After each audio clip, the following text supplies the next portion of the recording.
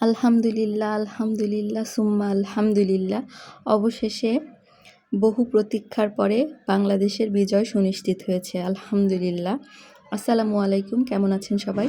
আশা করি এতক্ষণে সবাই জেনে গিয়েছেন যে বাংলাদেশের প্রধানমন্ত্রী পদত্যাগ করে দেশ ছেড়েছেন। বিজয় সুনিশ্চিত হওয়ার পরে বাংলাদেশ যেমন স্বস্তি পেয়েছে, তেমন বাংলাদেশের জনগণও স্বস্তির মুখ দেখেছে।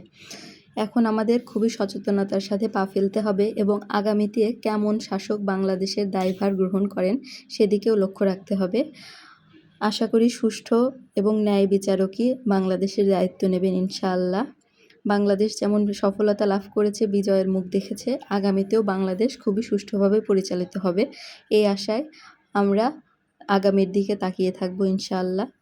বিজয় মিছিল, আনন্দ মিছিল সব করেও হাঙ্গা-দাঙ্গামা না করাই উচিত, কারণ এখন এক দল আরেক দলের উপরে আক্রমণ করবে, এটা না করাই উচিত। এতদিন অনেক আক্রমণ করা হয়েছে, এখন বিজয়ের মুখ দেখা গিয়েছে। এখন সবাইকে শান্তভাবে এবং স্বতঃস্ফূর্ততার সাথে সামনের দিকে এগিয়ে যাওয়াই উচিত।